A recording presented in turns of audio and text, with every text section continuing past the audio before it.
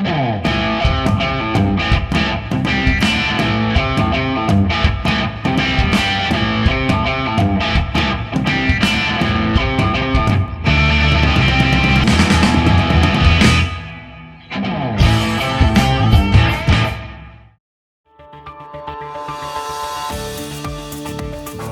of Fitchburg is an older mill town in central Mass, about 50 miles west of Boston. We've got 80 full-time firefighters currently. We run 3 engine companies, a ladder company, and a rescue company, which is our ambulance. And we have mainly a lot of older mills, multifamily, 3-decker, 4-decker, 5-decker families. But in recent years, like most older urban cities, we've converted to single-family homes, condos, changed our manufacturing into different areas. Yeah, well, in a city like this, that it's very diverse. We do, I'm looking across the street right now at a train. We have train incidents. We have a river.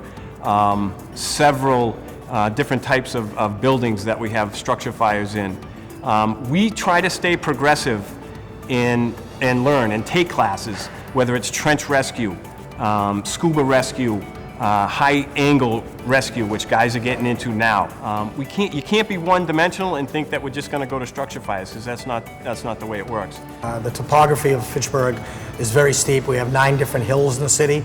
That's a challenge for us. So you can have 180 pounds of water pressure out of your hydrants downtown, in a lot of the areas, to where we have to pump double hydrants to get the pressure and volume to areas outside the city and the outer areas. Budgets are a big thing in this city. Most of our fire apparatus has been purchased through grants because the city of Fitchburg has a lot of things running against it right now that we're hoping to pull out of. We have, our poverty rate is 12% higher than the national and state average. Our unemployment rate's up. We weren't immune to feeling what the city was going through. We hope that it's on an uptick now. There is more manufacturing coming in, so we hope that the city can once again be prosperous. Ordering a new truck in any community, I would imagine, is a big deal.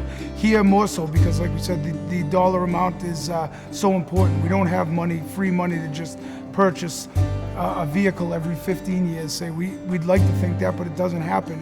Things have changed since I came on the job in the mid-70s. We hung on the back of fire trucks holding onto poles, and with no heaters. The ladder trucks didn't have any roofs. But again, they've changed for the better. I think sometimes people say the fire service doesn't get out of tradition and doesn't change.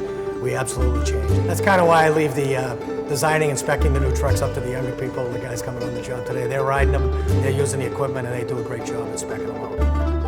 It's very important to us to make sure that we're speccing these vehicles and getting the best bang for our buck out of a new vehicle. So yeah, you feel it's humbling really, because you're part of a committee that's purchasing a $500,000 or $1 million piece of equipment, and you want to make sure that it's the best for everybody, for safety-wise and for our city and our department. We have a number of families involved in the Fitchburg Fire Department as firefighters. We have uncles and cousins and fathers and brothers. My uncle started here back in 1945, coming out of the war. That brought my father on, his brother, and since then myself and my brother work here, and now my son and 2 of my nephews work here. And that's not uncommon. We have a lot of brother combinations. Myself, when I was a rookie, I listened to guys, I'll throw out Jimmy Roy's name, a great firefighter in my eyes, and he instilled in me, because I didn't come from a firefighter family. I came in here not knowing anybody, and knowing a little bit of the traditions to what I thought they would be, but hearing it firsthand from the World War II guys that were here, and guys like Jimmy Roy that just took me aside, and we talked about the old days, the old fires. We'd sit in fire alarm for hours and hours in between calls, listening to old audio tapes of the fires from the 60s, the 70s, 80s, and it was great just listening to the guys and all the action.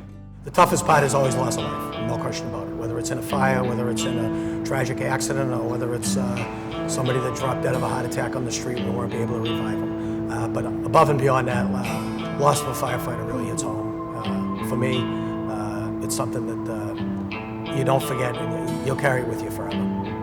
As you will with all fatal fires in Fitchburg. I think I've had 12 or 13 fatalities since I've been chief, and I know where they all were, and I know what they were. So through years of dedication, through guys way before me, we get the respect of the people. I find that wholeheartedly. So when I talk about the new guys, we have to live up to that standard. Every single day we put this uniform on, we wear this badge. People put a lot of trust in us. They hand their kids to us when we pull up and they're sick or injured. They hand them over willingly. We go into their houses with fires and other emergencies, whether it's a delayed ignition of the boiler, or the smoke alarms are going off, or the basement's flooded, or the house is on fire.